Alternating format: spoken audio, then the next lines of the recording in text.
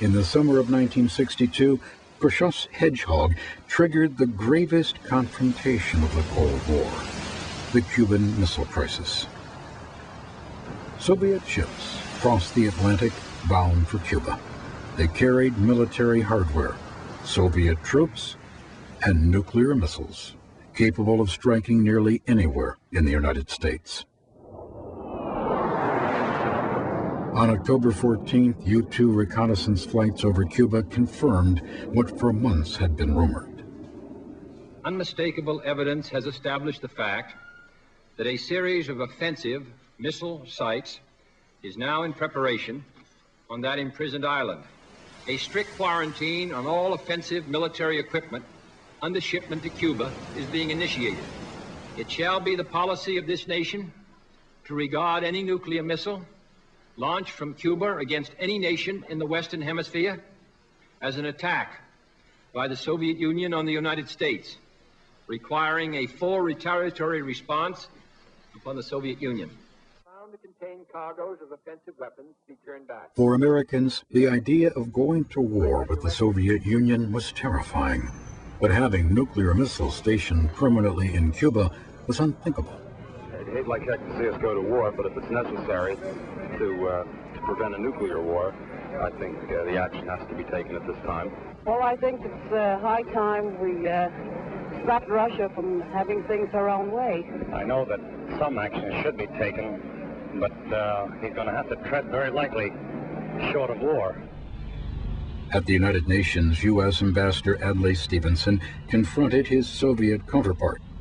All right, sir. Let me ask you one simple question. Do you, Ambassador Zorin, deny that the USSR has placed and is placing medium and intermediate range missiles and sites in Cuba? Yes or no? Don't wait for the translation, yes or no?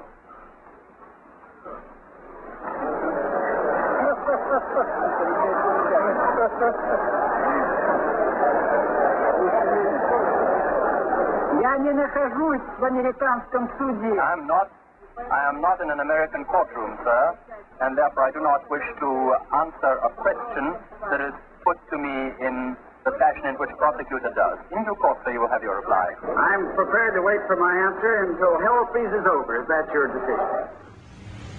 The crisis turned critical. U.S. military forces prepared for a possible invasion of Cuba. It was the greatest emergency troop mobilization since World War II. For the first time in its history, the nation's nuclear army, the Strategic Air Command, or SAC, moved to Defense Condition 2. The next step, DEFCON 1, would mean nuclear war. If a nuclear strike was launched from Cuba, American Minuteman missiles were poised to destroy every major city in the Soviet Union. Just as the flexible response had promised, the president had every military option at his disposal.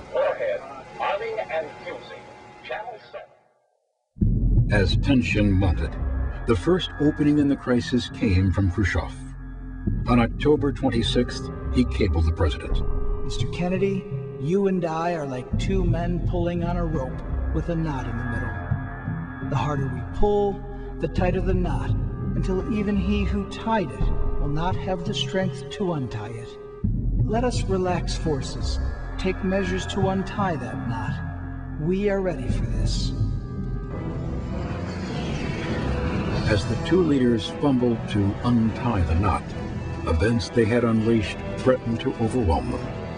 Castro pleaded with Khrushchev to launch a preemptive nuclear strike should the U.S. mount an invasion.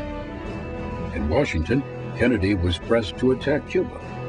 Air Force General Curtis LeMay insisted American military forces should surround the island and, if need be, fry it.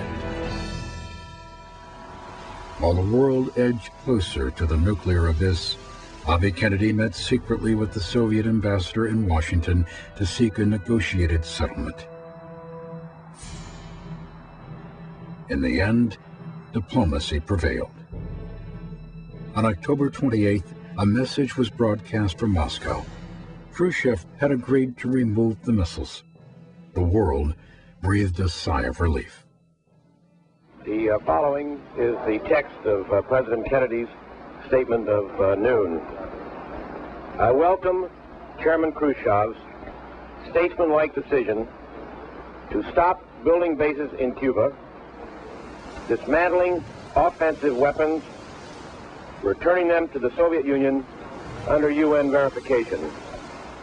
This is an important and constructive contribution to peace. In exchange for the removal of Cuban missiles, President Kennedy pledged that the U.S. would not invade Cuba. Privately, he also agreed to remove American missiles stationed in Turkey and targeting the Soviet Union. The missile crisis caused the president to reconsider his assumption that a nuclear war was winnable. He now understood that destroying the Soviet Union would mean sacrificing the United States to the same fate. This premise became the basis of a new Kennedy defense strategy: mutual assured destruction, MAD. The idea was that if no one stood a chance of surviving a nuclear war, no one would start one.